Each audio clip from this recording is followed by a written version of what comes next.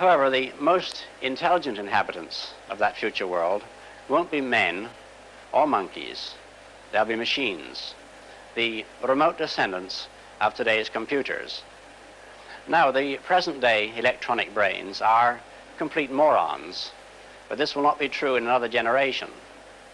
They will start to think, and eventually they will completely outthink their makers. Is this depressing? I don't see why it should be. We superseded the Cro-Magnon and Neanderthal men, and we presume we're an improvement. I think we should regard it as a privilege to be stepping stones to higher things. I suspect that organic or biological evolution has about come to its end, and we are now at the beginning of inorganic or mechanical evolution, which will be thousands of times swifter. Now let's guess, which one of the two is he connected to? Co-writer of 2001 A Space Odyssey, so it all starts with the monolith. And the movie also ends with the monolith. So let's take a look what they are telling us. You have mankind dying. Let's zoom in on the monolith. You have the moon, the bigger Earth, because there are no continents on it. And then you see another ball with a child in it, with bigger eyes. But first, let's take a look at another parasitic race.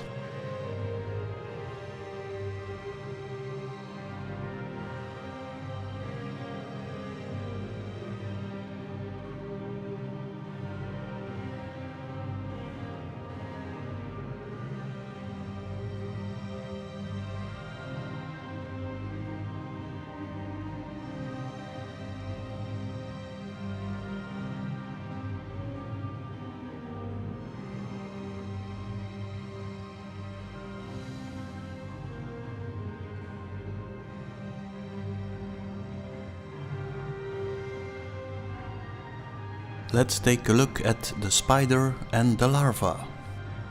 You have the consciousness of the spider, but you have also the consciousness of the larva. That creates duality. Now there are two possibilities.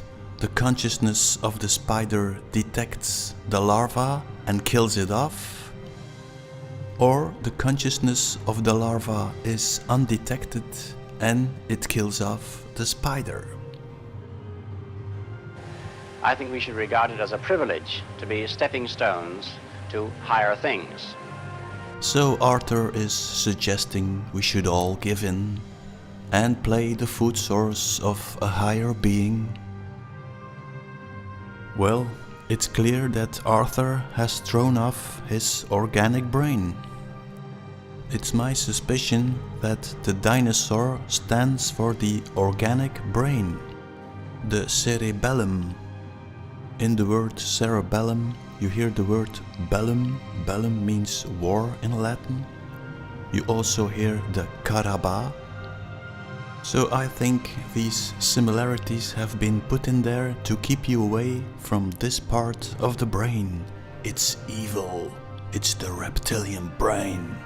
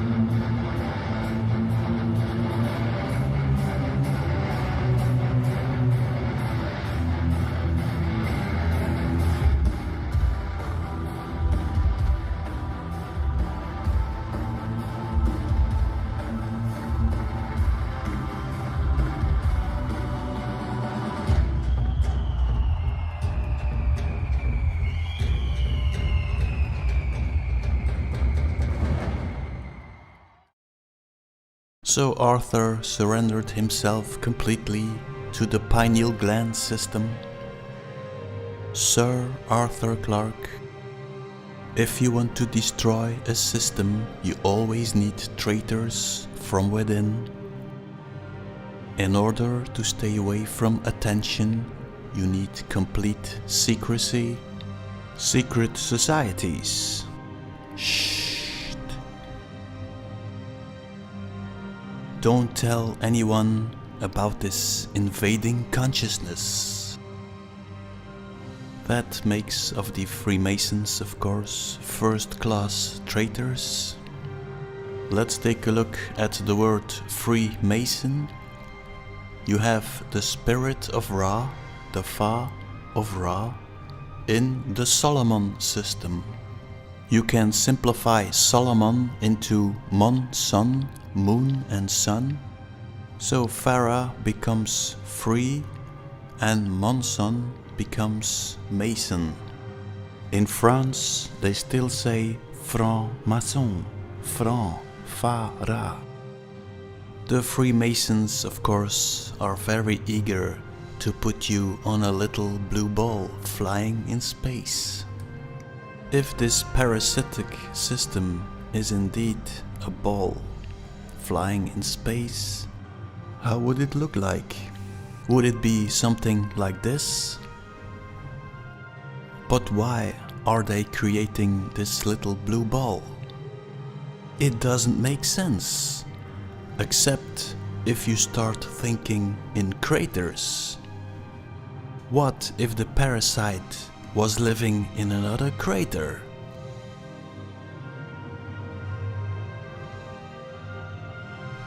Let's say you want to terraform a crater, but you hate water and oxygen.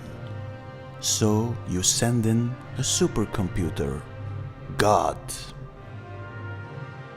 God starts recreating the firmament, divides the waters, and recreates the home of the parasite, Atlantis. But God also needs boots on the ground. God convinces the most stupid animal of the crater to follow its orders. The word of thought. Now the humans start building the home of the parasite. Welcome to the machine. So where is this going to end? I think we should regard it as a privilege to be stepping stones to higher things. Well, if it is a higher thing, why is it deceiving us?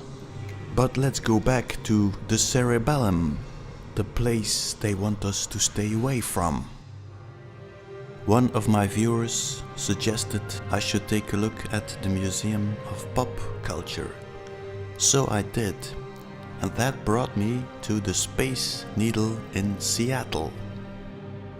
Next to it I very quickly noticed the labyrinth, but when you take a look at the whole site, you will notice it's another motherboard construction.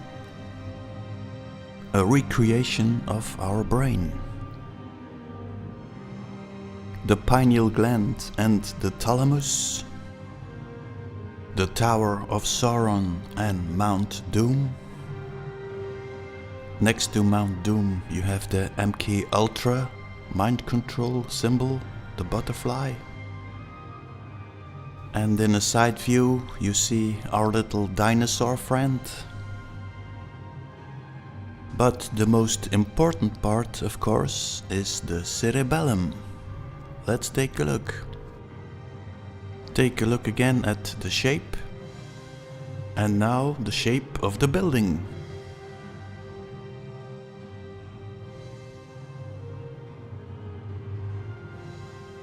Zoom in on the building, and on top of it you see an artwork.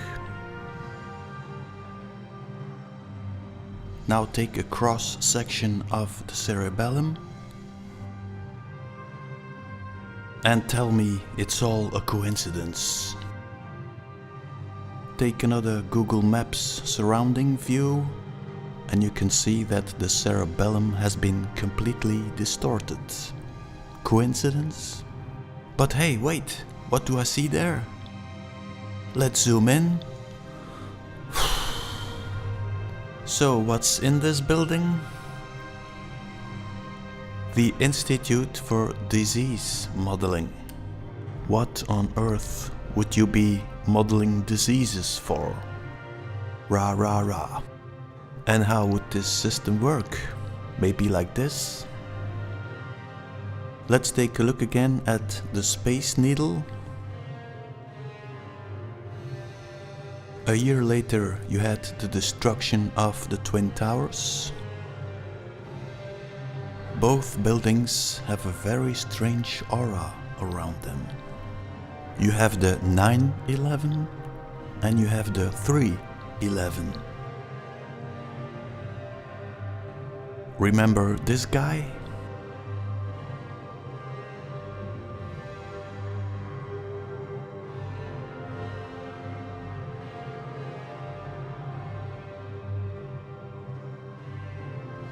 But do you know this one? All right, our next speaker is James Home. He has what school did you graduate from?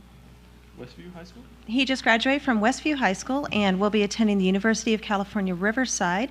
He will be majoring in neuroscience.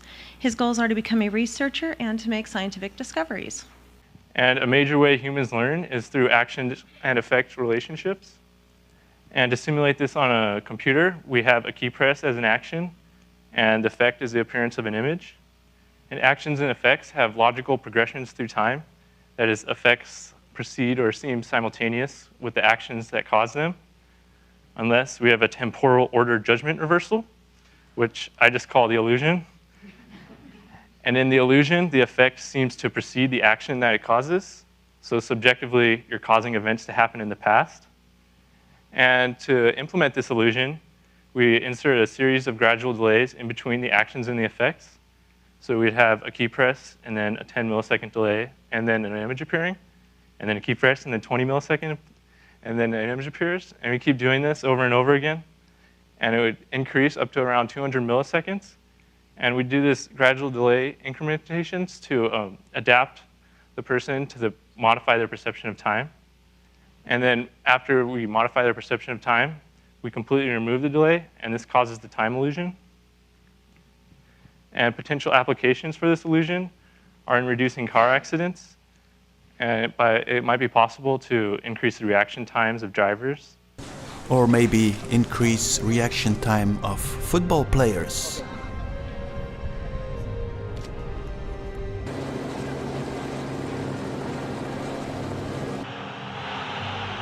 Two wonderful pieces of skill. First from Iniesta, then we see Leo. Per la dreta per Xavi, assistència de Xavi més cap a la dreta per Messi, Messi, immens Messi, encara Messi, encara Messi, encara Messi, encara Messi, encara Messi, encara Messi, encara Messi, encara Messi, encara Messi, encara Messi, encara Messi, encara Messi, gol, gol, gol, gol, gol, gol, gol, gol.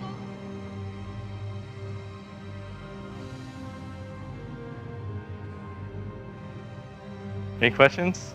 Yes, James, why are you making that strange movement on your shoulder? Unless we have a temporal order judgment reversal. Temporal order judgment reversal. Temporal order judgment reversal. Any questions? Well, yes, James. We know that television can create a delay in time. And you said...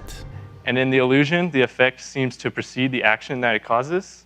So subjectively, you're causing events to happen in the past. You create events in the past.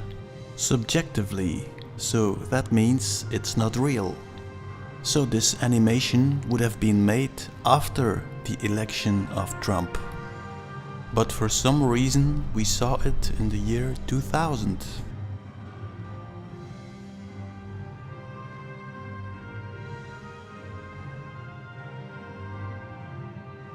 What about this one? The Mandela effect. Let's have an example. In the year 2000, the VW sign is black, and in 2015 they change it into red. But in the year 2000, because of this delay, you perceive the black VW as being red. That would mean that we would perceive certain events 15 years ahead of them really happening. So now we are in 2015 and the delay drops away. So at that moment you say, hey, I remember VW being black. It would be useful, of course, to know which events are presenting themselves ahead of time. The outcome of the CAPS pandemic in Event 201 was catastrophic. 65 million people died in the first 18 months. The outbreak was small at first and initially seemed controllable, but then it started spreading in densely crowded and impoverished neighborhoods of megacities. What if some people thought that this was a predictive moment? So Bill thought it was his lucky day. It was going to happen, finally. Any questions? Well, yeah, James, it's something you said on your trial. Let's listen.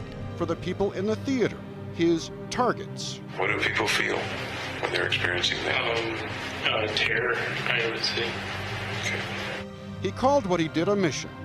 How did he want to be remembered? As mentally ill or different from the norm. How else? Being successful with the mission. The mission? That reminds me of the movie 12 Monkeys, where a guy is going back in time trying to stop a virus from being released.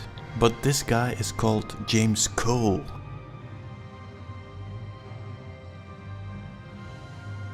Now let's presume that the movie 12 Monkeys was a predictive moment.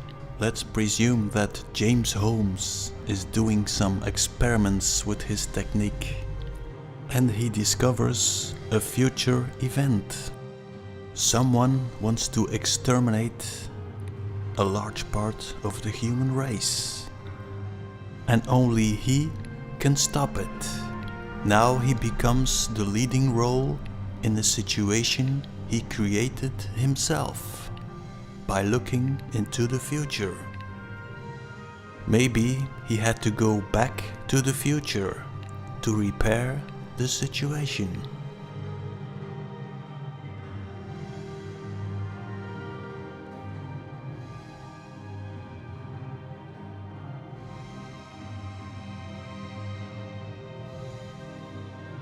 "12 monkeys, 12 zodiac signs. That reminds me of the moon. The key is in the moon.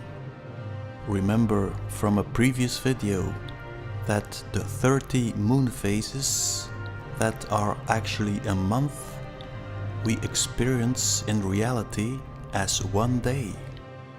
So we experience a day 30 times faster than the clock is showing us. Are we living in the future? And is reality bleeding through in the form of the past? Or are we living in the past and is reality bleeding through the future? Let's take a look again at this image of the 12 monkeys with a red and a blue camera. That reminds me of the intro of The Prisoner. We are the prisoners. And I think it's all about the eyes, left brain, right brain. And the village, our crater, our brain, is the prison. Take a look at this scene.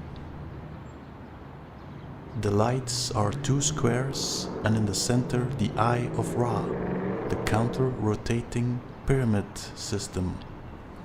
The circle is clearly a reference to our crater, the V shape, the rings of Atlantis. In this black ball sits Osiris, or Satan, or the architect. And the architect is watching while the prisoner is being tortured by ISIS, the white ball. Then you have this scene, which is very interesting. Two guys in black are sitting on a pendulum, looking through some kind of telescope. I think this is left brain and right brain, and the two guys are the eyes. Here you see the CMYK, symbol of black and Osiris. In my view, this is the prison. The way they are mesmerizing our brain. Let's take a look at television. I think that television is a copy of the Solomon system. Sun, moon, red, blue, day, night. The RGB system is bringing us in a trance.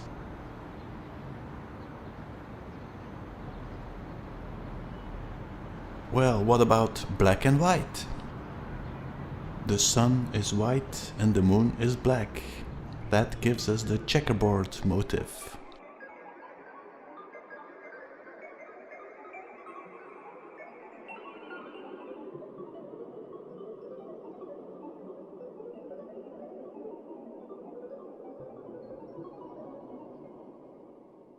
Now you get a system in a system. The first Solomon system is television, telling you what to do, and television is part of the other system, the other controller. That creates a reality in a reality. The first prison is the two squares, and inside prison 1 you have prison 2. But who are the controllers in prison 2? Some of the slaves decided they wanted to be slave master, so they created a new prison. In this new prison they created a TV reality, a constant torture of our perception. You don't have to look far, of course, for the people who are responsible for this. This prison reminded me of Alcatraz, or the Escape from New York prison. The first prison is the island, our crater, or what's left of it, probably controlled by some extraterrestrial life form. And the second prison on the island, controlled by the ghetto police. Both are using mind control systems, and this gives you a time frame in a time frame.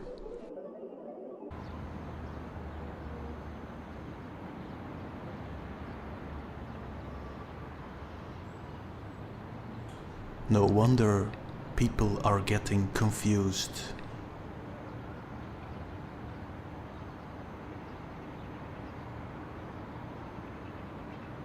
Before I go, let me bring your attention to the channel Rise Above Live, or Double LMC, Lance and Andy, big supporters of my channel, driving force Lance with some artwork, some memes, some music and videos. So I want to end this video with a meme of them, the Soviet Union. See you next time, bye!